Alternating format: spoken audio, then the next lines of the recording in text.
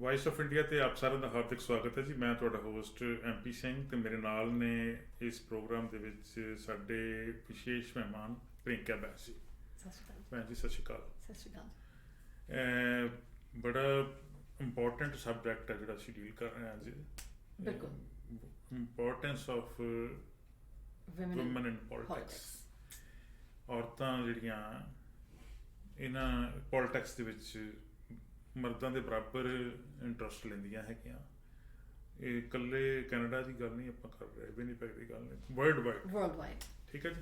ਉਂਝ ਜਦੋਂ ਮੈਂ ਬੈਕ ਹੋਮ ਤੇ ਸੀਗਾ ਤੇ ਮੈਨੂੰ ਕੋਈ ਬਹੁਤੇ ਜ਼ਿਆਦਾ ਨਹੀਂ ਸੀ ਇਸ ਤਰੀਕੇ ਦੀ ਨੌਲੇਜ ਹੁੰਦੀ ਕਿ ਕਿਹੜੀਆਂ ਕਿਹੜੀਆਂ ਔਰਤਾਂ ਹੋਣਗੀਆਂ ਵਰਲਡ ਵਾਈਡ ਜਿਨ੍ਹਾਂ ਨੇ ਪੋਲਿਟਿਕਸ ਵਿੱਚ ਬਹੁਤ ਜ਼ਿਆਦਾ ਇੰਟਰਸਟ ਲਿਆ ਔਰ ਨਾਂ ਖੱਟਿਆ, ਨਾਂ ਬਣਾਇਆ, ਨਾਂ ਚਮਕਾਇਆ ਔਰ ਉਹ ਇੰਸਪੀਰੇਸ਼ਨ ਹੁੰਦੀ ਦੂਸਰਿਆਂ ਨੂੰ ਇਹਦੇ ਨਾਲ। ਠੀਕ ਹੈ ਜੀ। ਅਸੀਂ ਤਾਂ ਆਪਣੇ ਕੰਟਰੀ 'ਚ ਸਿਰਫ ਇੱਕ ਦੋ ਨਾਵਾਂ ਨੂੰ ਸਾਨੂੰ ਪਤਾ ਹੁੰਦਾ ਸੀਗਾ ਕਿ Indira Gandhi was prime minister of India at the time, ਅਤੇ ਉਸ ਤੋਂ ਪਹਿਲਾਂ ਤਾਂ ਅਸੀਂ ਕਿਸੇ ਹੋਰ ਇਹੋ ਜਿਹੀ ਕਿਸੇ ਔਰਤ ਨੂੰ ਨਹੀਂ ਸੀ ਜਾਣਦੇ ਜਿਹਨੇ ਪੋਲਿਟਿਕਸ ਵਿੱਚ ਹਿੱਸਾ ਲਿਆ। ਪਰ ਜਦੋਂ ਤੁਸੀਂ ਇਸ ਤਰੀਕੇ ਦੀ ਰਿਸਰਚ ਕਰਨੀ ਸ਼ੁਰੂ ਕਰਦੇ ਹਾਂ ਤਾਂ ਫਿਰ ਤੁਹਾਨੂੰ ਪਤਾ ਲੱਗਦਾ ਕਿ ਇਕੱਲੇ ਇੰਡੀਆ ਵਿੱਚ ਨਹੀਂ, ਵਰਲਡ ਵਾਈਡ ਬਹੁਤ ਸਾਰੀਆਂ ਔਰਤਾਂ ਇਸ ਤਰ੍ਹਾਂ ਹੀ ਹੈਗੀਆਂ ਜਿਨ੍ਹਾਂ ਨੇ ਪੋਲਿਟਿਕਸ ਵਿੱਚ ਇੰਟਰਸਟ ਲਿਆ ਔਰ ਫਿਰ ਪੋਲਿਟਿਕਸ ਵਿੱਚ ਬਹੁਤ ਇੰਪੋਰਟੈਂਟ ਰੋਲ ਪਲੇ ਕੀਤਾ, ਬਹੁਤ ਸਾਰਾ ਆਪਣਾ ਨਾਮ ਵੀ ਰੋਸ਼ਨ ਕੀਤਾ, ਆਪਣੇ ਕੰਟਰੀ ਦਾ ਨਾਮ ਵੀ ਰੋਸ਼ਨ ਕੀਤਾ। ਠੀਕ ਹੈ ਜੀ। ਉਹਨਾਂ ਵਿੱਚੋਂ ਕੁਛ ਨਾਂ ਜਿਹੜੇ ਮੈਂ ਜ਼ਰੂਰ ਲੈਣੇ ਚਾਹੂੰਗਾ। ਸਭ ਤੋਂ ਪਹਿਲਾਂ ਤਾਂ ਜਰਮਨੀ ਦੀ ਚਾਂਸਲਰ ਹੋਏਗੀ ਜੀ ਇੱਕ। ਚਾਂਸਲਰ ਮਤਲਬ ਜਿਵੇਂ ਅਸੀਂ ਰਾਸ਼ਟਰਪਤੀ ਕਹਿੰਦੇ ਹਾਂ, ਪ੍ਰੈਜ਼ੀਡੈਂਟ ਕਹਿੰਦੇ ਹਾਂ ਜਾਂ ਪ੍ਰਾਈਮ ਮਿਨਿਸਟਰ ਕਹਿੰਦੇ ਹਾਂ, ਇੱਦਾਂ ਜਰਮਨੀ ਵਿੱਚ ਚਾਂਸਲਰ ਹੈ ਐਂਜੀਲਾ ਉਹਦਾ ਨਾਂ। ਇਸ ਤਰ੍ਹਾਂ ਹੀ ਸਾਡੇ ਬਿਲਕੁਲ ਇੰਡੀਆ ਦੇ ਗੁਆਂਢ ਇੱਕ ਦੇਸ਼ ਹੈਗਾ ਜੀ, ਅਸੀਂ ਛੋਟੇ ਹੁੰਦੇ ਉਹਨੂੰ ਬਰਮਾ ਕਹਿੰਦੇ ਹੁੰਦੇ ਸੀ, ਹੁਣ ਉਹ ਮਿਆਂਮਾਰ ਹੈ। ਥੋੜ੍ਹੇ ਦਿਨ ਪਹਿਲਾਂ ਉੱਥੇ ਇੱਕ ਘਟਨਾ ਵਾਪਰ ਕੇ ਹਟੀ ਹੈ। ਉੱਥੋਂ ਦੀ ਰਾਸ਼ਟਰਪਤੀ ਜਿਹੜੀ ਸੀ, ਪ੍ਰੈਜ਼ੀਡੈਂਟ ਜਿਹੜੀ ਸੀ, ਉਹਨੂੰ ਫੌਜ ਨੇ ਫਿਰ ਹਾਊਸ ਅਰੈਸਟ ਕਰ ਲਿਆ, ਉਹਨੂੰ ਗ੍ਰਿਫਤਾਰ ਕਰ ਲਿਆ, ਗ੍ਰਿਫਤਾਰ ਕਰਕੇ ਨਜ਼ਰਬੰਦ ਕਰ ਦਿੱਤਾ ਉਹਨੂੰ। ਉਹਨੇ ਜ਼ਿੰਦਗੀ ਭਰ, ਜ਼ਿੰਦਗੀ ਦਾ ਬਹੁਤਾ ਹਿੱਸਾ ਜਿਹੜਾ ਸੀਗਾ ਉਹਨੇ ਸਟਰਗਲ ਕੀਤੀ ਲੋਕਾਂ ਦੀ ਖਾਤਰ, ਹਾਂਜੀ, ਔਰ ਉਹਨੇ ਜ਼ਿੰਦਗੀ ਦਾ ਬਹੁਤ ਵੱਡਾ ਹਿੱਸਾ ਜਿਹੜਾ ਸੀ ਉਹ ਜੇਲ੍ਹ ਵਿੱਚ ਹੀ ਗੁਜ਼ਾਰਿਆ। ਉਹਨੂੰ ਇੱਕ ਜਿਹੜਾ ਅਵਾਰਡ ਵੀ ਮਿਲਿਆ ਸੀ ਜੀ, ਨੋਬਲ ਅਵਾਰਡ ਮਿਲਿਆ 1991 ਵਿੱਚ। ਮਿਆਂਮਾਰ ਦੀ ਉਹ ਸਟੇਟ ਕਾਉਂਸਲਰ ਹੈ ਜੀ। ਅਤੇ ਇੱਦਾਂ ਇੱਕ ਚਿਲੀ ਦੀ ਰਾਸ਼ਟਰਪਤੀ ਹੋਈ ਹੈ ਜੀ, ਮਿਸ਼ੇਲ। ਉਹਨੇ ਬੜਾ, ਚਿਲੀ ਇੱਕ ਛੋਟਾ ਜਿਹਾ ਕੰਟਰੀ ਆ ਔਰ ਸਾਡੇ ਲੋਕਾਂ ਨੂੰ ਨਾਂ ਹੀ ਨਹੀਂ ਪਤਾ ਸੀ, ਦਿੱਲੀ ਜਾਂਦੇ, ਚਿਲੀ ਜਾਂਦੇ। ਠੀਕ ਹੈ ਜੀ। ਹੁਣ ਅਮਰੀਕਾ ਦੇ ਵਿੱਚ ਵੀ ਕ੍ਰਾਈਸਿਸ ਮੈਨੇਜਰ ਇੱਕ ਹੋਈ ਜੀ, ਜੂਡੀ। ਬਹੁਤ ਹੀ ਉਹਦਾ ਤੁਸੀਂ ਜਦੋਂ ਲਾਈਫ ਸਕੈਚ, ਲਾਈਫ ਹਿਸਟਰੀ ਪੜ੍ਹੋ ਤੁਹਾਨੂੰ ਲੱਗੇਗਾ ਕਿ ਹਾਂ ਇਹੋ ਜਿਹੀਆਂ ਔਰਤਾਂ ਜਿਹੜੀਆਂ ਜਿਨ੍ਹਾਂ ਨੇ ਇੰਨਾ ਵਧੀਆ ਕੰਮ ਕੀਤਾ, ਵਾਕਿਆ ਲੋਕ ਉਹਨਾਂ ਤੋਂ ਇੰਸਪਾਇਰ ਹੁੰਦੇ ਆ, ਉਹਨਾਂ ਤੋਂ ਉਹਨਾਂ ਦੇ ਨਕਸ਼ੇ ਕਦਮਾਂ 'ਤੇ ਚੱਲਣ ਦੀ ਕੋਸ਼ਿਸ਼ ਕਰਦੇ ਹੈਗੇ ਆ। ਇੰਦਰਾ ਗਾਂਧੀ ਦਾ ਮੈਂ ਤੁਹਾਨੂੰ ਦੱਸ ਹੀ ਚੁੱਕਾ ਜੀ। ਅਤੇ ਪਾਕਿਸਤਾਨ 'ਚ ਬੇਨਜ਼ੀਰ ਭੁੱਟੋ ਹੋਈ ਹੈ। ਠੀਕ ਹੈ ਜੀ। ਬੇਨਜ਼ੀਰ ਭੁੱਟੋ ਬਾਰੇ ਮੈਂ ਦੱਸਣਾ ਚਾਹੁੰਦਾ ਜੀ। ਮੈਨੂੰ ਉਹ ਦਿਨ ਯਾਦ ਹੈ ਜਦੋਂ ਬੇਨਜ਼ੀਰ ਭੁੱਟੋ ਆਪਣੇ ਡੈਡ ਦੇ ਨਾਲ ਜ਼ੁਲਫਕਾਰ ਅਲੀ ਭੁੱਟੋ ਦੇ ਨਾਲ ਸ਼ਿਮਲੇ ਵਿੱਚ ਆਈ ਸੀ। ਇੰਡੀਆ ਅਤੇ ਪਾਕਿਸਤਾਨ ਦੀ ਲੜਾਈ ਤੋਂ ਬਾਅਦ ਇੱਕ ਸਮਝੌਤਾ ਹੋਇਆ ਸੀਗਾ ਦੋਨਾਂ ਦੇਸ਼ਾਂ ਦਾ, ਇੰਡੀਆ ਵੱਲੋਂ ਇੰਦਰਾ ਗਾਂਧੀ ਅਤੇ ਪਾਕਿਸਤਾਨ ਵੱਲੋਂ ਜ਼ੁਲਫਕਾਰ ਅਲੀ ਭੁੱਟੋ। ਅਤੇ ਉਹ ਬੇਟੀ ਜਿਹੜੀ ਬੇਨਜ਼ੀਰ ਭੁੱਟੋ ਉਹ ਨਾਲ ਆਈ ਸੀ। ਅਤੇ ਉਹ ਜਦੋਂ ਸ਼ਿਮਲੇ ਦੀ ਮਾਲ 'ਚ ਘੁੰਮ ਰਹੀ ਸੀ ਉਹਦੇ 'ਤੇ ਮਾਲ ਰੋਡ 'ਤੇ, ਜਾਂ ਉਹ ਸ਼ਾਪਿੰਗ ਕਰਦੀ ਸੀ, ਬੜੀਆਂ ਪਿਕਚਰਾਂ ਉਹਦੀਆਂ ਲੋਕਾਂ ਨੇ ਫੋਟੋਆਂ ਦੇਖੀਆਂ ਅਖਬਾਰਾਂ ਦੇ ਵਿੱਚ। ਉਹਨੇ ਵੀ ਉਸ ਕੰਟਰੀ 'ਤੇ ਰਾਜ ਕੀਤਾ। ਹਾਂਜੀ। ਫਿਰ ਇੰਗਲੈਂਡ 'ਚ ਮਾਰਗਰਟ ਥੈਚਰ, ਉਹ ਬੜੀ ਆਇਰਨ ਲੇਡੀ ਦੇ ਤੌਰ 'ਤੇ ਉਹਨੂੰ ਵੀ ਕਿਹਾ ਜਾਂਦਾ, ਜਿੱਦਾਂ ਇੰਦਰਾ ਗਾਂਧੀ ਨੂੰ ਕਿਹਾ ਜਾਂਦਾ ਇਸ ਤਰ੍ਹਾਂ ਹੀ ਉਹਨੂੰ ਕਿਹਾ ਜਾਂਦਾ। ਸ਼ੇਖ ਹਸੀਨਾ ਬੰਗਲਾਦੇਸ਼ ਵਿੱਚ। ਠੀਕ ਹੈ ਜੀ। ਮੁਜੀਬੁਰ ਰਹਿਮਾਨ ਹੋਏ ਆ ਜੀ ਜਿਹੜੇ ਬੰਗਲਾਦੇਸ਼ ਦੇ ਪਹਿਲੇ ਰਾਸ਼ਟਰਪਤੀ ਹੋਏ ਜਾਂ ਪਹਿਲੇ ਪ੍ਰਧਾਨ ਹੋਇਆ। ਠੀਕ ਹੈ। ਇਹ ਸ਼ੇਖ ਹਸੀਨਾ ਵੀ ਇਹੋ ਜਿਹੀ ਲੇਡੀ ਹੋਈ ਹੈ ਜਿਹਨੂੰ ਬੰਗਲਾਦੇਸ਼ ਦਾ ਹਰ ਇੱਕ ਬੰਦਾ, ਹਰ ਇੱਕ ਬਸ਼ਿੰਦਾ, ਉੱਥੋਂ ਦਾ ਨਾਗਰਿਕ ਇਹ ਮਾਣ ਦਿੰਦਾ ਹੈ, ਸਤਿਕਾਰ ਦਿੰਦਾ, ਇੱਜ਼ਤ ਦਿੰਦਾ ਕਿ ਇਹ ਸਾਡੇ ਵਾਸਤੇ ਬੜੀ ਮਾਣ ਵਾਲੀ ਗੱਲ ਆ ਕਿ ਸਾਡੇ ਦੇਸ਼ ਦੀ ਰਾਸ਼ਟਰਪਤੀ ਜਿਹੜੀ ਹੈ ਜਾਂ ਪ੍ਰਧਾਨ ਆ ਉਹ ਸ਼ੇਖ ਹਸੀਨਾ। ਸੋ ਇਸ ਤਰੀਕੇ ਦੀਆਂ ਮਤਲਬ ਹੋਰ ਵੀ ਬਹੁਤ ਸਾਰੀਆਂ ਵਿਮਨ ਹੋਣਗੀਆਂ ਜਿਨ੍ਹਾਂ ਨੇ ਹਿਸਟੋਰੀਕਲ ਕੰਮ ਕੀਤੇ ਆ, ਬੜਾ ਨਾਮ ਨਾ ਖੱਟਿਆ, ਬੜੇ ਆਪਦੇ ਦੇਸ਼ਾਂ ਦਾ ਨਾਂ ਉੱਚਾ ਕੀਤਾ ਹੈਗਾ। ਔਰ ਉਹਨਾਂ ਦੀ contribution towards country, towards society, towards humanity ਉਹ ਇਗਨੋਰ ਨਹੀਂ ਕੀਤੀ ਜਾ ਸਕਦੀ। ਉਹਨਾਂ ਨੂੰ ਸਗੋਂ ਯਾਦ ਕਰਨਾ ਚਾਹੀਦਾ। ਤੇ ਹੁਣ ਇਸ ਤੋਂ ਇਲਾਵਾ ਵੀ ਬਹੁਤ ਸਾਰੇ ਹੋਰ ਲੋਕ ਹੈ ਜਿਨ੍ਹਾਂ ਦੀ ਜ਼ਿਕਰ ਕਰਨਾ ਜਿਹੜਾ ਬੜਾ ਮਾਣ ਹੁੰਦਾ। ਤੁਹਾਨੂੰ ਕੀ ਲੱਗਦਾ ਕਿ ਜਿੱਦਾਂ ਦੇ ਮੈਂ ਨਾਂ ਲਏ ਹੈਗੇ ਆ, ਇਹੋ ਜਿਹੇ ਨਾਂ ਇਕੱਲੇ ਮੈਨੂੰ ਨਹੀਂ ਪਤਾ, ਬਹੁਤ ਸਾਰੇ ਲੋਕਾਂ ਨੂੰ ਪਤਾ ਕਿੰਨੀ ਇੰਸਪੀਰੇਸ਼ਨ ਹੁੰਦੀ ਹੋਊਗੀ ਵਿਮਨਸ ਨੂੰ, ਖਾਸ ਕਰਕੇ ਯੰਗ ਗਰਲਸ ਜਿਹੜੀਆਂ ਹੈਗੀਆਂ, ਯੰਗ ਵਿਮਨਸ ਹੈਗੀਆਂ, ਉਹਨਾਂ ਨੂੰ ਕਿ ਅਸੀਂ ਵੀ ਕੁਛ ਕਰੀਏ, ਅਸੀਂ ਵੀ ਅੱਗੇ ਵਧੀਏ। ਠੀਕ ਹੈ, ਇਹ ਬਹੁਤ ਵੱਡੇ ਮਾਣ ਦੀ ਗੱਲ ਆ ਜਦ ਕੋਈ ਔਰਤ ਸਾਹਮਣੇ ਆਉਂਦੀ ਆ। ਇਹ ਜਿੱਦਾਂ ਕਹਿੰਦੇ ਨਾ ਡਬਲ ਐਜ ਸਵੋਰਡ ਹੁੰਦੀ ਆ, ਹੈ ਨਾ।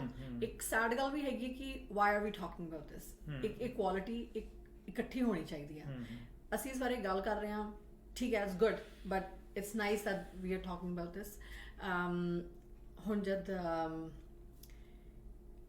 ਇਸ ਟੌਪਿਕ ਤੇ ਗੱਲ ਛਿੜੀ ਹੈ, so I would like to congratulate some women who have won the Trailblazer Award in Winnipeg. ਤੁਹਾਨੂੰ ਤੁਸੀਂ ਸੁਣਿਆ ਹੋਣਾ ਆ। ਕੰਗ੍ਰੈਚੁਲੇਸ਼ਨਸ Pam Ravello, ਤੁਸੀਂ ਤੇ ਨਾਂ ਲਿਖੇ ਹੋਏ ਹਨ। ਹਾਂਜੀ। ਸੋ congratulations Pam Ravello, Rita Chahal, and Shahina Siddiqui. They won the Manitoba Trailblazer Award.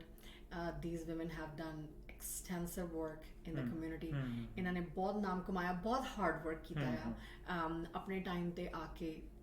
ਇੱਕ ਲੇਡੀ ਵਾਸਤੇ ਇਹ ਕਰਨਾ, ਅਸੀਂ ਕਹਿੰਦੇ ਕਿ ਜੈਂਟਸ ਵੀ ਕਰੇ ਹੈਲਪ ਕਰਦੇ ਆ, ਜਨਾਨੀਆਂ ਵੀ ਕਰਦੀਆਂ, ਬਟ ਇੱਕ ਲੇਡੀ ਦਾ ਸਾਹਮਣੇ ਆਉਣਾ, ਆਪਣੇ ਰੂੜੀਵਾਦ ਨੂੰ ਤੋੜ ਕੇ ਉਹਦੇ ਕੋਲੋਂ ਅੱਗੇ ਵੱਧ ਕੇ ਅੱਗੇ ਆਉਣਾ, ਉਹ ਬਹੁਤ ਵੱਡੀ ਗੱਲ ਹੁੰਦੀ ਆ। ਸੋ ਬੱਚਿਆਂ ਵਾਸਤੇ ਬਹੁਤ ਵੱਡੀ ਇੰਸਪੀਰੇਸ਼ਨ ਹੁੰਦੀ ਆ। I want to be like her, ਕਿ ਜੇ ਇਹਨੇ ਕੀਤਾ ਤੇ ਮੈਂ ਵੀ ਕਰ ਸਕਦੀ ਹਾਂ, ਮੈਂ ਕਿਸ ਤੋਂ ਪਿੱਛੇ ਨਹੀਂ ਹੈਗੀ ਹਾਂ। ਸੋ thank you for being that role model for our girls. I hope they look up to you and walk in your footsteps and learn something from you. I would also like to congratulate Sharon Tapia for winning the Manitoba 150 award. Also Divya Sharma, she's actually a 15-year-old 11th grade kid. She also won this award. Other couple of people that won this award are Suman Sharma and Sushil Sharma. So yes, so both quite a few parents of Devi Sharma. Yeah, both parents of Devi Sharma. And then congratulations everybody who have won this award. This is great for our community. Great work is being done, and the best part of it is being recognized. When your work is recognized, it's truly inspirational. And people look forward to that. Girls look forward to it. I look forward to it. It gives us inspiration, tells us that we can all do it. And ਜਿੱਦਾਂ ਤੁਸੀਂ ਕਹਿ ਰਹੇ ਸੀਗੇ ਕਿ ਇੱਦਾਂ ਦੀ ladies ਸਾਡੇ history ਵਿੱਚ ਵੀ ਹੈਗੀਆਂ ਨੇ, ਆਉਂਦੀ ਰਹਿਣਗੀਆਂ। ਐਂਡ ਜਸਟ ਹੁਣੇ ਜਿਹੜੀ ਅਮਰੀਕਾ ਦੀ ਵਾਈਸ ਪ੍ਰੈਜ਼ੀਡੈਂਟ ਜਿਹੜਾ ਹੁਣੇ ਇਲੈਕਸ਼ਨਸ ਹੋਏ ਨੇ, ਜੋ Biden and Kamala Harris, again yes, ਉਹ ਵੀ ਪਾਰਟਲੀ ਇੰਡੀਅਨ ਡਿਸੈਂਟ ਦੀ ਹੈਗੀ ਆ। ਜਦ ਉਹ ਵਾਈਸ ਪ੍ਰੈਜ਼ੀਡੈਂਟ ਬਣੀ ਸੀਗੀ ਤੇ ਸਭ ਤੋਂ ਪਹਿਲਾਂ ਕਿਹਾ ਗਿਆ ਸੀਗਾ ਕਿ she has opened doors ਕਿ ਇੱਕ ਵਾਈਟ ਹਾਊਸ ਵਿੱਚ ਇੱਕ ਕਲਰਡ ਵੂਮਨ ਦਾ ਐਂਟਰ ਹੋਣਾ। ਯੈਸ, ਬਾਰਕ ਓਬਾਮਾ ਗਿਆ ਸੀਗਾ, but again he was a man, but as a woman, her being there, it's a powerful symbol for us girls, us women. It just tells us that nothing is impossible. And ਬਹੁਤ ਗਰਵ ਦੀ ਗੱਲ ਆ, ਸਿਰਫ ਜਿਸ ਸਾਡੀ community ਵਾਸਤੇ ਨਹੀਂ, ਸਾਰਿਆਂ ਵਾਸਤੇ, ਹਰ ਔਰਤ ਵਾਸਤੇ ਗਰਵ ਦੀ ਗੱਲ ਆ। ਐਂਡ ਉਸ ਆਦਮੀ ਵਾਸਤੇ ਵੀ ਗਰਵ ਦੀ ਗੱਲ ਹੈਗੀ ਜਿਹਨੇ ਆਪਣੇ ਇੱਕ patriarchy ਨੂੰ ਪਿੱਛੇ ਰੱਖ ਕੇ ਉਹਦੇ ਵਾਸਤੇ ਵੋਟ ਕੀਤਾ ਹੋਣਾ। So I'm also thankful to all that men who voted for her too. ਜਿੱਦਾਂ ਜੇ ਅਸੀਂ ਪਿੱਛੇ ਆਪਣੇ ਕਲਚਰ ਵਿੱਚ ਜਾਈਏ ਤੇ ਮੇਟਰੀਆਰਕੀ ਹੁੰਦੀ ਸੀਗੀ, ਜਿਹੜੀ ਔਰਤ ਹੁੰਦੀ ਸੀਗੀ ਉਹ ਰਾਜ ਕਰਦੀ ਸੀਗੀ, ਉਹ ਡਿਸਾਈਡ ਕਰਦੀ ਸੀਗੀ ਕਿੱਦਾਂ ਚੱਲੂਗਾ, ਕੀ ਚੱਲੂਗਾ। ਹੌਲੀ then patriarchy, then men started ruling. ਪਰ ਜੇ ਅਸੀਂ ਆਪਣੇ ਪਿੱਛੇ ਵੀ ਅਸੀਂ ਜਾਣਦੇ ਹਾਂ ਆਪਣੀ ਹਿਸਟਰੀ ਵਿੱਚ, ਰਾਣੀ ਲਕਸ਼ਮੀ ਬਾਈ ਹੋ ਗਈ ਐਂਡ ਬਾਕੀ ਹੋਰ ਮਹਾਰਾਸ਼ਟਰ ਵਗੈਰਾ ਵਿੱਚ ਵੀ, ਉੱਥੇ ਵੀ ਜਿੱਦਾਂ ਮੇਟਰੀਆਰਕੀ ਦਾ ਰੂਲ ਹੁੰਦਾ ਸੀਗਾ। ਸੋ ਯੈਸ, ਇਹ why women in politics is important, because ਇੱਕ ਡਿਫਰੈਂਟ ਨਜ਼ਰੀਆ ਲੈ ਕੇ ਆਉਂਦੇ ਆ। ਇੱਕ ਨਜ਼ਰੀਆ ਡਿਫਰੈਂਟ ਹੁੰਦਾ ਹੈ, ਜਸਟ ਇੱਕ ਮੈਨ ਦਾ ਜਿਹੜਾ ਨਜ਼ਰੀਆ ਆ ਰਿਹਾ ਉਹਦੇ ਵਿੱਚ ਵਿਮਨ ਦਾ ਡਿਫਰੈਂਟ ਆਉਂਦਾ ਆ। ਉਹਨਾਂ ਨੇ ਇਹ ਵੀ ਦੇਖਣਾ ਹੈ ਕਿ ਫੋਰ ਐਗਜ਼ਾਮਪਲ मैं कितना explain करा, I'm really full with my words, but what do you call oh gosh, एक जदा एक different side, different perspective to decision making. Approach different. Yeah, एक different perspective आ जाता है ਤੁਹਾਨੂੰ decision making वास्ते. So you know, basically making sure that you know, not just, I'm not saying that Kamala Harris is not taking care of the house. Yes, she is, but she brings that perspective into. You know, we need to take care of this human aspect that comes in. You know, क्योंकि आजकल parents ਕੰਮ ਵੀ ਕਰ ਰਹੇ ਨੇ, ਬੱਚੇ ਵੀ ਸਾਂਭ ਰਹੇ ਨੇ, ਸਾਰਾ ਕੁਝ ਕਰ ਰਹੇ ਨੇ, ਹੋਰ ਬਹੁਤ ਫੀਲਡਸ ਵਿੱਚ ਲੇਡੀਜ਼ ਅੱਗੇ ਵਧ ਰਹੀਆਂ ਨੇ. ਸੋ ਉਸ ਪਰਸਪੈਕਟਿਵ ਨੂੰ ਲੈ ਕੇ ਆਉਣਾ ਐਂਡ ਉਹ ਬਹੁਤ ਜ਼ਰੂਰੀ ਹੈਗਾ. And that can only come with, ਜਿੱਦਾਂ ਅਸੀਂ ਕਹਿੰਦੇ ਹਾਂ ਨਾ ਕਿ ਜਦ ਇਹ ਕੰਮ ਕੀਤਾ ਹੀ ਤੇ ਦਾ ਐਕਸਪੀਰੀਅੰਸ ਕੀ ਹੈਗਾ ਤੇ ਅਸੀਂ ਇਸ ਤੇ ਬੋਲ ਨਹੀਂ ਸਕਦੇ, ਹੈ ਨਾ. ਤੇ ਜਦ ਕੋਈ ਲੇਡੀ ਆਉਂਦੀ ਹੈ ਤੇ ਉਹ ਆਪਣਾ ਐਕਸਪੀਰੀਅੰਸ ਨਾਲ ਲੈ ਕੇ ਆਉਂਦੀ ਆ ਤੇ ਫਿਰ ਉਹ ਪਰਸਪੈਕਟਿਵ ਡਿਫਰੈਂਟ ਆਉਂਦਾ ਹੈ ਇੱਕ ਵਿਚਕਾਰ. ਦੇਖੋ ਇੱਕ ਵੂਮਨ ਬਾਰੇ ਤਾਂ ਮੈਂ ਬੜਾ ਕਲੀਅਰ ਹਾਂ ਜੀ, ਬੜੀ ਵੱਡੀ ਰਿਸਪੌਂਸਿਬਿਲਿਟੀ ਹੈ towards family, towards society, towards humanity. ਦੇਖੋ ਸਾਡੀ ਹਿਸਟਰੀ ਜਿਹੜੀ ਹੈ ਉਹ ਇੰਨੀ ਵੰਡਰਫੁਲ ਹਿਸਟਰੀ ਹੈ ਸਾਡੀ, ਔਰ ਉਹਦੇ ਤੇ ਕਿੰਨਾ ਤੁਸੀਂ ਮਾਣ ਕਰ ਸਕਦੇ ਹੈਗੇ. ਠੀਕ ਹੈ ਜੀ. ਉਹ ਦਾਦੀ ਮਾਂ ਜਿਹਨੇ ਬੱਚੇ ਆਪਣੇ ਤਿਆਰ ਕਰਕੇ ਨੀਹਾਂ ਵਿੱਚ ਚੜਨ ਵਾਸਤੇ ਭੇਜੇ ਸੀ. ਠੀਕ ਹੈ ਜੀ. ਉਹ ਕਿੱਡਾ ਵੱਡਾ ਹੌਸਲਾ ਹੋਊਗਾ. ਉਹਨੇ ਇੱਕ ਮਿਸਾਲ ਕਾਇਮ ਕਰ ਦਿੱਤੀ ਕਿ ਤੁਸੀਂ ਆਪਣੇ ਬੱਚਿਆਂ ਨੂੰ ਤੇ ਆਪਣੇ ਬੱਚਿਆਂ ਦੇ ਬੱਚਿਆਂ ਨੂੰ ਉਹਨਾਂ ਦੀ ਕਿਵੇਂ ਦੇਖ ਰੇਖ ਕਰ ਸਕਦੇ, ਕਿਵੇਂ ਉਹਨਾਂ ਦੀ ਪਾਲਣਾ ਪੋਸ਼ਣ ਕਰ ਸਕਦੇ. ਔਰ ਉਹਦਾ ਮੈਂ ਉਹ ਨਹੀਂ ਕਹਿੰਦਾ ਕਿ ਉਹ ਪੋਲਿਟਿਕਸ ਸੀ, ਪਰ ਇੱਕ ਤੁਸੀਂ ਦੇਖੋ ਤੁਹਾਡਾ ਉਸ ਵੇਲੇ ਟੱਕਰ ਕਿਹਦੇ ਨਾਲ ਸੀ? ਜ਼ਾਲਮ ਹਕੂਮਤ ਨਾਲ ਟੱਕਰ ਸੀ. ਔਰ ਉਸ ਹਕੂਮਤ ਨੇ ਇਹ ਫੈਸਲਾ ਕੀਤਾ ਹੋਇਆ ਸੀ ਕਿ ਇਸ ਪਰਿਵਾਰ ਤੇ ਇਸ ਪਰਿਵਾਰ ਦੇ ਜਿੰਨੇ ਵੀ ਸਪੋਰਟਰ ਹੈ ਉਹਨਾਂ ਦਾ ਨਾਮੋ ਨਿਸ਼ਾਨ ਖਤਮ ਕਰ ਦੇਣਾ. ਠੀਕ ਆ. ਉਸ ਸਿਚੁਏਸ਼ਨ ਦੇ ਵਿੱਚ ਉਸ ਦਾਦੀ ਮਾਂ ਨੇ ਕਿਵੇਂ ਆਪਣੇ ਪੋਤਿਆਂ ਨੂੰ ਤਿਆਰ ਕਰਕੇ ਭੇਜਿਆ, ਕਿਵੇਂ ਐਜੂਕੇਟ ਕੀਤਾ ਔਰ ਕਿਵੇਂ ਉਹਨਾਂ ਨੂੰ ਹੌਸਲੇ 'ਚ ਲਿਆਂਦਾ ਔਰ ਉਹਨਾਂ ਨੂੰ ਜਿਹੜੀ ਸਿੱਖਿਆ ਦਿੱਤੀ, ਜਿਹੜੀ ਮੋਟੀਵੇਸ਼ਨ ਦਿੰਦੀ ਆ. ਜਿਹੜੀ ਮਦਰ ਹੁੰਦੀ ਆ ਹਮੇਸ਼ਾ ਕਹਿੰਦੇ ਕਿ ਜਦ ਤੱਕ ਤੁਹਾਡੀ ਮਦਰ ਜਿਹੜੀ ਆ ਉਹ ਓਪਨ ਮਾਈਂਡਡ ਨਹੀਂ ਹੋਏਗੀ, ਐਜੂਕੇਟਡ ਨਹੀਂ ਹੋਏਗੀ ਤੇ ਉਹ ਬੱਚਿਆਂ ਦੀ ਵੀ ਜਿਹੜੀ ਪ੍ਰਗਤੀ ਆ ਉਹ ਉੱਥੇ ਆ ਕੇ ਰੁਕ ਜਾਂਦੀ ਆ. ਹੁਣ ਜਿਹੜੀ ਕਰੰਟ ਕੁਛ ਇੱਕ ਦੋ ਹੋਰ ਹੋਈਆਂ ਜੀ, ਨਿਊਜ਼ੀਲੈਂਡ ਦੇ ਵਿੱਚ ਨਵੀਂ ਜਿਹੜੀ ਪ੍ਰੈਜ਼ੀਡੈਂਟ ਬਣੀ ਆ ਉਹ ਦੁਬਾਰਾ ਪ੍ਰੈਜ਼ੀਡੈਂਟ ਬਣੀ ਆ ਉਹ ਜਿਹੜੀ, ਉਹਨੇ ਕੋਵਿਡ-19 ਦੇ ਦੌਰ ਦੇ ਵਿੱਚ ਲੋਕਾਂ ਦੀ ਇੰਨੀ ਜ਼ਿਆਦਾ ਮਦਦ ਕੀਤੀ ਜਾਂ ਇਸ ਸਿਚੁਏਸ਼ਨ ਨੂੰ ਇੰਨੇ ਵਧੀਆ ਤਰੀਕੇ ਨਾਲ ਟੈਕਲ ਕੀਤਾ, ਲੋਕਾਂ ਨੇ ਦੁਬਾਰਾ ਉਹਨੂੰ ਰਾਸ਼ਟਰਪਤੀ ਬਣਾਇਆ. ਠੀਕ ਹੈ ਜੀ. ਇੱਕ ਤੁਸੀਂ ਹੁਣ ਪੋਲਿਟਿਕਸ ਦੀ ਆਪਾਂ ਗੱਲ ਕਰਦੇ ਹਾਂ, ਵੂਮਨ ਇਨ ਪੋਲਿਟਿਕਸ ਦੀ, ਜਾਂ ਉਹਨਾਂ ਦੀ ਇੰਪੋਰਟੈਂਸ ਕੀ ਹੈ ਤੇ ਕਿਉਂ ਇੱਦਾਂ ਆਉਂਦੀਆਂ, ਜਾਂ ਉਹਦੀ ਇੰਸਪੀਰੇਸ਼ਨ ਕੀ ਹੁੰਦੀ ਹੈ. ਮੈਂ ਕਿਤੇ ਪੜ੍ਹ ਰਿਹਾ ਸੀ ਜੀ ਕਿਸੇ ਜਗ੍ਹਾ, ਇੱਕ ਪਾਰਲੀਮੈਂਟੇਰੀਅਨ ਲੇਡੀ ਹੈ, ਉਹ ਆਪਣੇ ਬੱਚੇ ਨੂੰ ਨਾਲ ਲੈ ਕੇ, ਜਿਹੜਾ ਨਿਊਲੀ ਬੋਰਨ ਬੇਬੀ ਆ ਉਹਨੂੰ ਨਾਲ ਲੈ ਕੇ ਉੱਥੇ ਪਾਰਲੀਮੈਂਟ ਵਿੱਚ ਗਈ ਹੈਗੀ. ਉਹ ਬੱਚੇ ਨੂੰ ਫੀਡ ਕਰ ਰਹੀ ਹੈ ਔਰ ਨਾਲ ਦੀ ਨਾਲ ਉਹ ਪਾਰਲੀਮੈਂਟ ਵਿੱਚ ਜਿਹੜੇ ਉਹਦੀ ਹੈਗੀ ਆ ਕਾਰਵਾਈ ਉਹਦੇ 'ਚ ਪਾਰਟੀਸਪੇਟ ਵੀ ਕਰ ਰਹੀ. ਠੀਕ ਹੈ. ਇਹ ਰਿਸਪੌਂਸਿਬਿਲਿਟੀ ਦੀ ਗੱਲ, responsibility towards family, towards country. ਠੀਕ ਹੈ ਜੀ. ਟੁਵਰਡਸ ਹਰ ਜੌਬ, ਲਾਈਕ ਯੂ ਨੋ, ਕੋਈ ਵੀ ਹੋ ਗਿਆ ਉਹਦੀ ਜੌਬ ਵਾਸਤੇ ਕਰਕੇ ਸਾਰਾ ਕੁਝ ਕਰਕੇ ਉਹ ਕਿੱਦਾਂ ਸਾਈਕਲ ਚਲਾਉਂਦੇ ਆ. ਇਸੇ ਤਰ੍ਹਾਂ ਦੀ ਇੱਕ ਹੋਰ ਮੈਨੂੰ ਇਨਸੀਡੈਂਟ ਯਾਦ ਆ ਰਿਹਾ, ਸੌਰੀ ਕਿ ਮੈਂ ਉਹ ਨਾਂ ਭੁੱਲ ਗਿਆ, ਕਿ ਇੱਕ ਮਿਨਿਸਟਰਾਂ ਨੂੰ ਸਹੁੰ ਚੁਕਾਈ ਜਾਂਦੀ ਨਾ ਜੀ, ਜਦੋਂ ਪਾਰਲੀਮੈਂਟੇਰੀਅਨ ਨੂੰ ਸਹੁੰ ਚੁਕਾਈ ਜਾਂਦੀ, ਉਹ ਪਾਰਲੀਮੈਂਟੇਰੀਅਨ ਬੇਬੀ ਆਪਦਾ ਨਾਲ ਲੈ ਕੇ ਗਈ ਸੀ. ਜਿਹਨੇ ਸਹੁੰ ਚੁਕਾਉਣੀ ਜੱਜ ਸਹੁੰ ਚੁਕਾਉਂਦੇ ਹੁੰਦੇ ਨਾ ਜੀ, ਹਾਈ ਕੋਰਟ ਦੇ, ਸੁਪਰੀਮ ਕੋਰਟ ਦੇ ਜੱਜ, ਉਹਨੇ ਕਿਹਾ ਕਿ ਬੇਬੀ ਮੈਨੂੰ ਦੇ ਦੇ ਤੇ ਤੂੰ ਸਹੁੰ ਚੁੱਕ ਲੈ. ਮਤਲਬ ਦੇਖੋ, ਉਹ ਨਹੀਂ ਤੇ ਉਹ ਕਹਿ ਸਕਦੀ ਸੀ ਕਿ ਬੇਬੀ ਕਿਸੇ ਹੋਰ ਕੋਲ ਛੱਡ ਜਾਂਦੀ, ਉਹਦੀ ਰਿਸਪੌਂਸਿਬਿਲਿਟੀ ਆ ਆਪਦੀ ਬੇਬੀ ਪ੍ਰਤੀ. ਠੀਕ ਹੈ ਜੀ.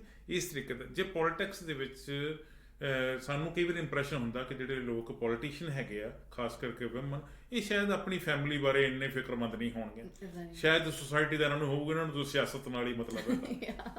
ਸਿਆਸਤ ਆਪਣੀ ਜਗ੍ਹਾ, ਪੋਲਿਟਿਕਸ ਆਪਣੀ ਜਗ੍ਹਾ ਹੈਗੀ, ਪਰ ਤੁਸੀਂ ਆਪਣੀ ਜਿਹੜੀ ਬੇਸਿਕ ਰਿਸਪੌਂਸਿਬਿਲਿਟੀਜ਼ ਹੈਗੀਆਂ ਉਹਨੂੰ ਕਿੰਨੀ ਖੂਬਸੂਰਤੀ ਨਾਲ ਨਿਭਾ ਰਹੇ ਹੋ, ਜਿਹੜਾ ਬੈਲੈਂਸ ਹੈ ਉਹ ਬਹੁਤ ਇੰਪੋਰਟੈਂਟ ਹੈ.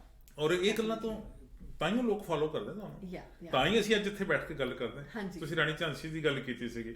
ਠੀਕ ਹੈ. ਰਾਣੀ ਝਾਂਸੀ ਜੀ ਆਪਾਂ ਵੇਖਿਆ ਨਹੀਂ ਆ, ਹਿਸਟਰੀ 'ਚ ਪੜ੍ਹਿਆ, ਉਹਨਾਂ ਦੀ ਫੋਟੋ ਵੇਖੀਆਂ ਹੈਗੀਆਂ ਕਿ ਘੋੜੇ ਤੇ ਸਵਾਰ ਆ, ਉਹਨਾਂ ਨੇ ਆਪਣਾ ਜਿਹੜਾ ਬੱਚਾ ਜਿਹੜਾ ਸੀਗਾ ਉਹ ਪਿੱਛੇ ਬੰਨਿਆ ਹੋਇਆ, ਉਹ ਆਪਦੇ ਰਾਜ ਵਾਸਤੇ ਲੜਦੀ ਪਈ ਹੈ ਅੰਗਰੇਜ਼ਾਂ ਦੇ ਖਿਲਾਫ, ਔਰ ਬੱਚਾ ਨਾਲ ਇਹ ਹੈ ਰਿਸਪੌਂਸਿਬਿਲਟੀ। ਇਸ ਰਿਸਪੌਂਸਿਬਿਲਟੀ ਜਿਸ ਤਰੀਕੇ ਨਾਲ ਉਹਨਾਂ ਲੋਕਾਂ ਨੇ ਨਿਭਾਈ ਹੈਗੀ ਆ, ਉਹ ਤੋਂ ਸਾਨੂੰ ਬਹੁਤ ਸਿੱਖਣਾ ਚਾਹੀਦਾ, ਸਿੱਖਣਾ ਪੈਣਾ।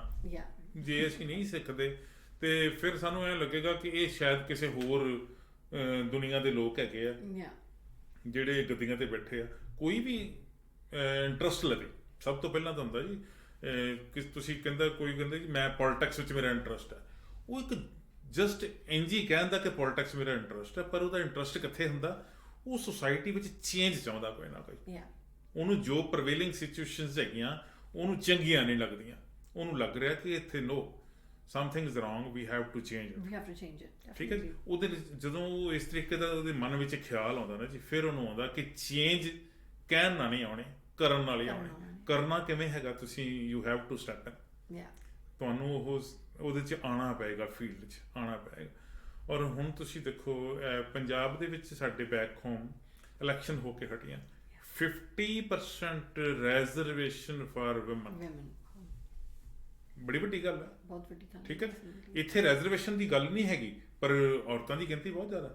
150 ਅਵਾਰਡ ਦੀ ਤੁਸੀਂ ਗੱਲ ਕਰ ਰਹੇ ਸੀ, ਤੁਸੀਂ ਨਾਂ ਲੈ ਰਹੇ ਸੀ ਕਿਹਨੂੰ ਕਿਹਨੂੰ ਦਿੱਤਾ ਗਿਆ, ਔਰ ਉਹਦੇ ਵਿੱਚ ਮੈਜੋਰਿਟੀ ਜਿਹੜੀ ਹੈਗੀ ਆ ਅਵਾਰਡ ਵਿਨਰਸ ਦੀ ਵੂਮਨ ਦੀ। ਠੀਕ ਹੈ ਜੀ। ਔਰ ਤੁਸੀਂ ਹੋਰ ਰੱਖੋ, ਮੈਨੂੰ ਬੜੀ ਇਸ ਗੱਲ ਤੇ ਹੁੰਦੀ ਹੈ, ਮਾਣ ਵਾਲੀ ਗੱਲ ਹੁੰਦੀ ਹੈ ਕਿ ਕਿਹੜਾ ਫੀਲਡ ਹੈ ਜਿੱਥੇ ਵਿਮਨ ਨੇ ਅਚੀਵਮੈਂਟ ਨਹੀਂ ਕੀਤੀਆਂ, ਉਹਨਾਂ ਨੇ ਝੰਡੇ ਨਹੀਂ ਕੱਢੇ। ਨਾਸਾ ਦੇ ਵਿੱਚ ਤੁਸੀਂ ਦੇਖੋ, ਨਾਸਾ ਦਾ ਜਿਹੜਾ ਸੀਗਾ ਪ੍ਰੋਜੈਕਟ ਮੰਗਲ ਤੇ ਜਾਣ ਵਾਲਾ, ਉਹ ਜੇ ਕੱਲ ਪਰਸੋਂ ਹੀ ਉੱਥੇ ਉਹ ਲੈਂਡ ਕੀਤਾ। ਤੁਹਾਨੂੰ ਯਾਦ ਹੋਏਗਾ ਕਿ ਇੰਡੀਆ ਨੇ ਟਰਾਈ ਕੀਤੀ ਸੀ 2-3 ਸਾਲ ਪਹਿਲਾਂ, ਪਰ ਉਹ ਸਕਸੈਸਫੁਲ ਨਹੀਂ ਸੀ ਹੋਏ, ਤੇ ਅਮਰੀਕਾ ਨਾਸਾ ਦਾ ਹੋ ਗਿਆ। ਔਰ ਉਹਦੇ ਵਿੱਚ ਜਿਹੜੀ ਉਹ ਟੀਮ ਹੈ, ਉਹਨੂੰ ਸਾਰੇ ਕੁਛ ਆਪਰੇਟਰਸ ਦੇ ਵਿੱਚ, ਉਹਦੇ 'ਚ ਜਿਹੜੀ ਇੱਕ ਇੰਡੀਅਨ ਲੜਕੀ ਆ, ਉਹਦਾ ਜਿਹੜਾ ਬੈਕ ਹੋਮ ਹੈ ਉਹ ਇੰਡੀਅਨ ਓਰੀਜਨ ਦੀ ਹੈ। ਉਹਨੇ ਉਸ ਟੀਮ ਦੇ ਵਿੱਚ ਕਿਆ ਕਮਾਲ ਦਾ ਕੰਮ ਕੀਤਾ, ਔਰ ਅੱਜ ਪੂਰੀ ਦੁਨੀਆ ਨੂੰ ਐਪਰੀਸ਼ੀਏਟ ਕਰ ਰਹੀ। ਸਾਨੂੰ ਅਸੀਂ ਇਮੋਸ਼ਨਲ ਹੋ ਜਾਂਦੇ ਝੱਟ ਕਿ ਉਹਦਾ ਸੰਬੰਧ ਜਿਹੜਾ ਇੰਡੀਆ ਨਾਲ ਹੈਗਾ। ਚਲੋ ਇਹ ਗੱਲ ਆਪਾਂ ਕਹਿੰਦੇ ਸੀ ਵੀ ਹਰ ਫੀਲਡ ਦੇ ਵਿੱਚ ਔਰਤਾਂ ਜਿਹੜੀਆਂ ਉਹ ਅੱਗੇ ਵਧ ਰਹੀਆਂ ਨੇ। ਪੋਲੀਟਿਕਸ ਦੇ ਵਿੱਚ, ਪੋਲੀਟਿਕਸ ਵੈਸੇ ਹੁਣ ਜੀ ਸਾਡੇ ਕੰਟਰੀ ਬੈਕ ਹੋਮ ਵਿੱਚ ਤਾਂ ਇਹ ਗੰਦੀ ਡਰਟੀ ਪੋਲੀਟਿਕਸ, ਡਰਟੀ ਗੇਮ ਹੈ। ਇੱਥੇ ਉਹ ਡਰਟੀ ਗੇਮ ਤਾਂ ਨਹੀਂ ਹੈਗੀ ਜਿਸ ਕੰਟਰੀ 'ਚ ਅਸੀਂ ਰਹਿ ਰਹੇ ਹਾਂ, ਜਿਸ ਪ੍ਰੋਵਿੰਸ 'ਚ ਰਹਿ ਰਹੇ ਹਾਂ, ਡਰਟੀ ਗੇਮ ਤਾਂ ਨਹੀਂ ਹੈਗੀ।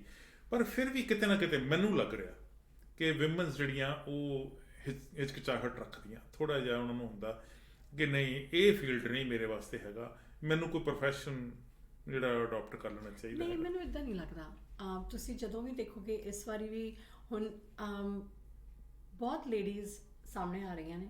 ਹੁਣ ਫੋਰ ਐਗਜ਼ਾਮਪਲ ਐਕਚੁਅਲੀ ਮੇਰੀ ਆਪਣੀ ਇੱਕ ਫਰੈਂਡ ਹੈਗੀ ਆ, ਹੁਣ ਸਿਲੈਕਟ ਹੋਈ ਆ ਰੀਸੈਂਟਲੀ NDP ਰਨਿੰਗ ਵਿੱਚ। ਯੈਸ, ਸੋ ਮੈਨੂੰ ਇੱਦਾਂ ਲੱਗਦਾ ਕਿ ਬਹੁਤ ਲੇਡੀਜ਼ ਰਨ ਕਰਦੀਆਂ ਨੇ। ਇਟ ਆਲ ਡਿਪੈਂਡਸ ਕਿ ਤੁਸੀਂ ਵਿਨ ਕਰਦੇ ਹੋ ਨਹੀਂ ਕਰਦੇ ਹੋ, ਉਹ ਤੇ ਡਿਫਰੈਂਟ ਗੱਲ ਹੈਗੀ ਆ।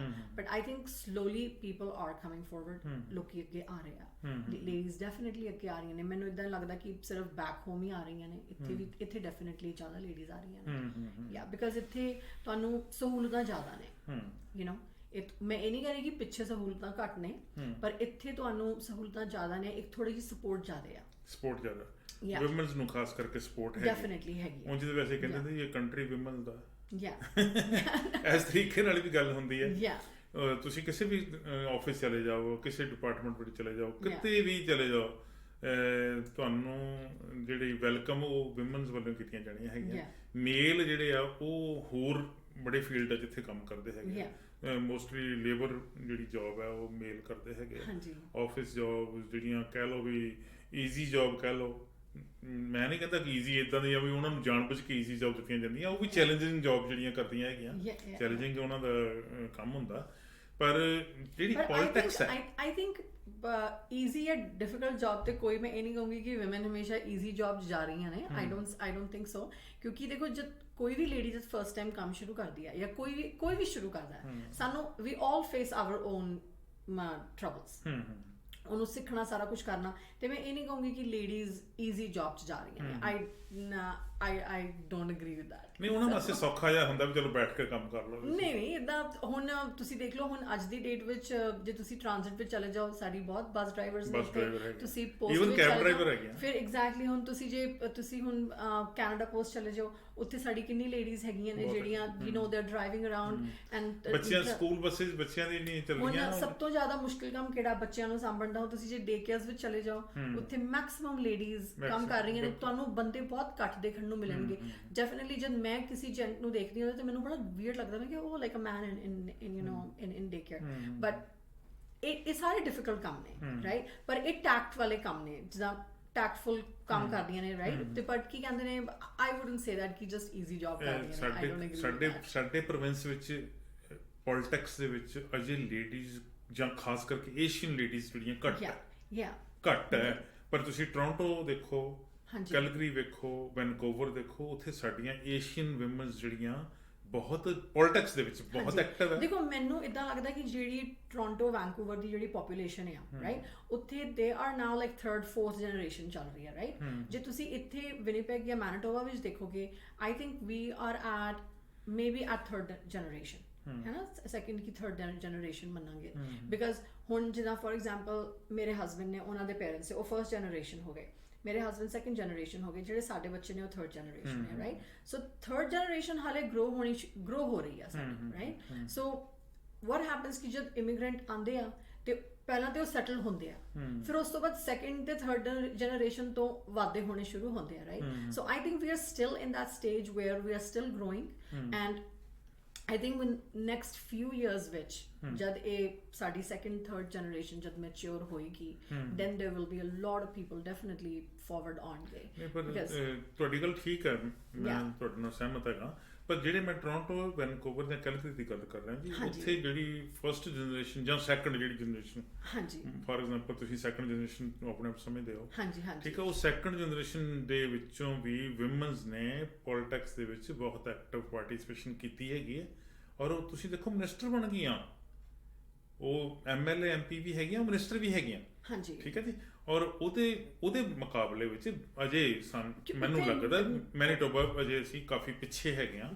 ਤੇ ਇਹਨਾਂ ਨੂੰ ਵੀ ਉਹ ਆਪਣਾ ਇੰਪੋਰਟੈਂਟ ਰੋਲ ਜਿਹੜਾ ਉਹ ਅਦਾ ਕਰਨਾ ਚਾਹੀਦਾ ਡੈਫੀਨਿਟਲੀ ਠੀਕ ਹੈ ਜੀ ਜਦੋਂ ਵੀ ਕਦੀ ਇਦਾਂ ਦੀ ਪੋਲਿਟਿਕਸ ਦੀ ਗੱਲ ਆਉਂਦੀ ਹੈ ਚਾਹੇ ਉਹ ਸਿਟੀ ਕੌਂਸਲ ਦੀ ਗੱਲ ਹੈ ਚਾਹੇ ਉਹ ਪ੍ਰੋਵਿੰਸ਼ੀਅਲ ਇਲੈਕਸ਼ਨ ਦੀ ਗੱਲ ਹੈ ਜਾਂ ਫੈਡਰਲ ਇਲੈਕਸ਼ਨ ਦੀ ਗੱਲ ਹੈ ਸਾਨੂੰ ਏਸ਼ੀਅਨ ਵਿਮਨਸ ਨੂੰ ਐਨਕਰੇਜ ਕਰਨਾ ਚਾਹੀਦਾ ਕਿ ਉਹ ਵੀ ਫੀਲਡ ਵਿੱਚ ਆਉਣ ਹਾਂ ਇੱਕ ਗੱਲ ਜਿਹੜੀ ਮੈਂ ਸਮਝਦਾ ਕਿ ਕਿਉਂ ਨਹੀਂ ਆਉਂਦੀਆਂ ਉਹਦੇ ਪਿੱਛੇ ਕਾਰਨ ਹੈ ਕਿ ਸਾਡੇ ਬੈਕ ਹੋਮ ਲੈਗ ਪੁਲਿੰਗ ਜਿਹੜੀ ਆ ਉਹ ਬਹੁਤ ਹੈ ਉੱਥੇ ਵਿਮਨ ਨੇ ਬਹੁਤ ਮਰ ਕੇ ਦੇ ਕੰਮ ਕਰਨ ਦੇ ਹੋਣ ਦੇ ਬਾਵਜੂਦ ਵੀ ਉਹਨੂੰ 2nd ਸਿਟੀਜ਼ਨ ਦੇ ਤੌਰ ਤੇ ਹੀ ਲਿਆ ਜਾਂਦਾ ਇੱਥੇ ਉਹ ਗੱਲ ਹੈ ਨਹੀਂ ਪਰ ਮੈਂਟੈਲਿਟੀ ਸਾਡੀ ਹੈ ਸਾਡਾ ਮਾਈਂਡ ਸੈੱਟ ਹੋਇਆ ਹੈ ਨਹੀਂ ਇਹ ਇਹਨਾਂ ਦਾ ਕੰਮ ਨਹੀਂ ਹੈ ਉਹ ਕਿਸੇ ਨਾ ਕਿਸੇ ਤਰੀਕੇ ਨਾਲ ਕੁਛ ਲੋਕਾਂ ਨੇ ਕੁਛ ਲੜਕੀਆਂ ਨੇ ਕੁਛ ਔਰਤਾਂ ਨੇ ਆਉਣ ਦੀ ਕੋਸ਼ਿਸ਼ ਕੀਤੀ ਹੈ ਪਰ ਅਸੀਂ ਬਿਲਕੁਲ ਕੰਢੇ ਤੇ ਪਹੁੰਚ ਕੇ ਉਹਨਾਂ ਦੀ ਲੈਗ ਪੁਲਿੰਗ ਕਰ ਦਿੱਤੀ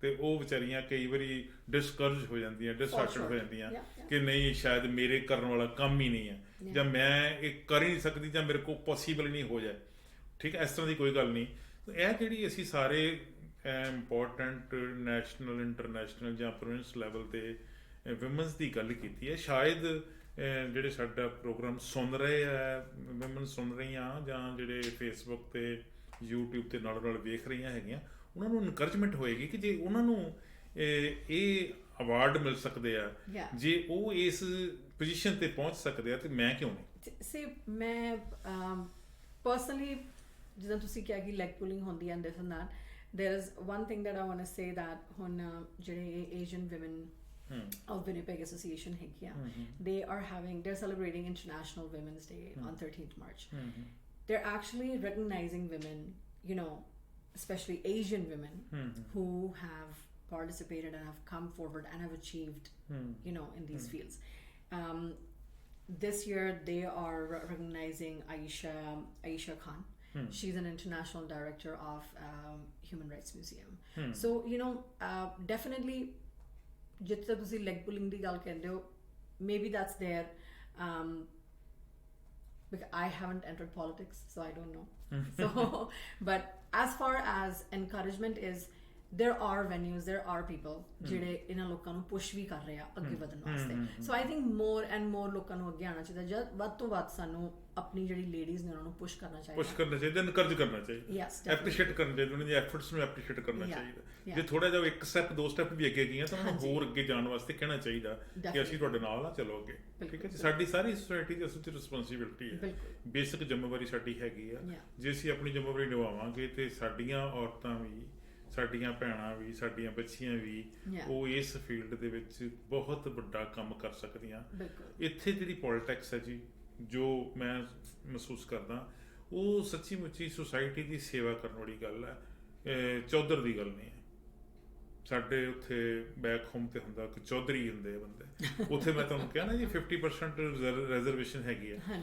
ਉਹ 50% ਰਿਜ਼ਰਵੇਸ਼ਨ ਵਿਮਨਸ ਲਈ ਹੈਗੀ ਹੈ, ਕੰਮ ਜਿਹੜਾ ਉਹਨਾਂ ਦੇ ਹਸਬੈਂਡ ਨੇ ਕਰਨਾ. ਵਿਮਨਸ ਘਰ ਹੀ ਰਹਿ ਗਈਆਂ, ਉਹਦੇ ਨਹੀਂ, ਉਹ ਇੱਕ ਹੁੰਦਾ ਕਿ ਖਾਣਾ ਪੂਰਤੀ ਕਰ ਲਈ ਜਾਵੇ, ਜਿਹੜੀ ਇੱਥੇ ਨਹੀਂ ਹੈਗੀ.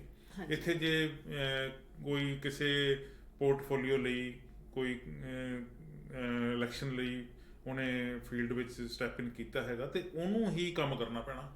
ਔਰ ਉਹ ਸਟੈਪ ਇਨ ਜਦੋਂ ਕਰ ਲਿਆ ਉਹਨੇ, ਤੇ ਉਹਨੇ ਆਪਣੇ ਆਪ ਨੂੰ ਸਮਝ ਲਓ ਪਹਿਲਾਂ ਅਸੈਸ ਕਰ ਲਿਆ ਕਿ ਮੈਂ ਇਹਦੇ ਕਾਬਲ ਹਾਂ, ਮੈਂ ਇਹ ਕੰਮ ਕਰ ਸਕਦੀ ਹਾਂ, ਤਾਂ ਮੈਂ ਫਿਰ ਅੱਗੇ ਵਧਾਂ. ਜਦੋਂ ਉਹਨੇ ਆਪਣੇ ਆਪ ਨੂੰ ਅਸੈਸ ਕਰ ਲਿਆ, ਫਿਰ ਰੀਅਸੈਸ ਕਰਨ ਦੀ ਲੋੜ ਨਹੀਂ, ਫਿਰ ਅੱਗੇ ਵਧਣ ਦੀ ਲੋੜ ਹੈ. ਫਿਰ ਜਦੋਂ ਉਹ ਕੋਈ ਨਾ ਕੋਈ ਇਸ ਤਰੀਕੇ ਦਾ ਕੰਮ ਕਰੇਗਾ. ਹਾਂਜੀ, ਇੱਕ ਮੈਂ ਹੋਰ ਗੱਲ ਬੜੀ ਇੰਪੋਰਟੈਂਟ ਜਿਹੜੀ ਕਹਿਣੀ ਚਾਹੁੰਦਾ ਹੈਗਾ, ਉਹ ਇਹ ਹੈ ਕਿ ਮੈਂ ਦੂਜੀਆਂ ਕਮਿਊਨਿਟੀਜ਼ ਦੇ ਵਿੱਚ ਇੱਕ ਦੇਖਿਆ, ਬੜਾ ਪੋਜ਼ੀਟਿਵ ਗੱਲ ਹੈ, ਕਿ ਜਦੋਂ ਉਹ ਕਿਸੇ ਪੋਜੀਸ਼ਨ ਵਾਸਤੇ ਆਪਣੇ ਆਪ ਨੂੰ ਆਫਰ ਕਰਦੇ ਆ ਕਿ ਮੈਂ ਫੀਲਡ 'ਚ ਆਉਣਾ, ਫਾਰ ਐਗਜ਼ਾਮਪਲ ਸਿਟੀ ਕਾਉਂਸਲ 'ਚ ਆਉਣਾ, ਜਾਂ ਲੈਜਿਸਲੇਚਰ ਬਿਲਡਿੰਗ ਦੀ ਇਲੈਕਸ਼ਨ ਹੁੰਦੀ ਹੈ, ਜਦੋਂ ਅਸੈਂਬਲੀ ਦੀ ਆਪਾਂ ਗੱਲ ਕਰਦੇ ਹਾਂ ਉਹਦੀ ਇਲੈਕਸ਼ਨ ਹੁੰਦੀ ਹੈ, ਉਸ ਤੋਂ ਪਹਿਲਾਂ ਉਹਨਾਂ ਨੇ ਕਾਫੀ ਸਾਲ ਡਿਫਰੈਂਟ ਆਰਗੇਨਾਈਜੇਸ਼ਨਸ, NGOs ਦੇ ਵਿੱਚ ਕੰਮ ਕੀਤਾ ਹੁੰਦਾ. ਲੋਕੀ ਉਹਦੇ ਕੰਮ ਨੂੰ ਐਪਰੀਸ਼ੀਏਟ ਕਰ ਰਹੇ ਹੁੰਦੇ. ਸੋ ਜਿਨ੍ਹਾਂ ਨੇ ਵੀ ਇਸ ਪੋਲਿਟਿਕਸ ਦੇ ਵਿੱਚ ਫੀਲਡ 'ਚ ਪੈਰ ਰੱਖਣਾ, ਉਹਨਾਂ ਨੂੰ ਅੱਜ ਤੋਂ ਹੀ ਕੰਮ ਕਰਨਾ ਪਏਗਾ. ਬਿਲਕੁਲ, ਇਹ ਸਟੈਪ ਬਾਈ ਸਟੈਪ ਹੈਗੇ. ਹਾਂਜੀ, ਇਹ ਤੁਹਾਨੂੰ ਇਹ ਇੱਧਰ ਨੂੰ ਜਾਣ ਵਾਸਤੇ, ਪੋਲਿਟਿਕਸ ਵਿੱਚ ਹਿੱਸਾ ਲੈਣ ਵਾਸਤੇ ਸਟਾਰਟ ਕਰਨਾ ਪਏਗਾ. NGOs ਤੋਂ ਸਟਾਰਟ ਕਰਨਾ ਪਏਗਾ, ਕਮਿਊਨਿਟੀ ਪ੍ਰੋਜੈਕਟ ਵਿੱਚੋਂ ਸਟਾਰਟ ਕਰਨਾ ਪਏਗਾ. ਤੁਸੀਂ ਲੋਕਾਂ ਦੀ, ਮਾਨਵਤਾ ਦੀ ਸੇਵਾ ਕਿਵੇਂ ਕਰ ਰਹੇ ਹੋ. Face is not important. Your work is important. Your work should speak for yourself.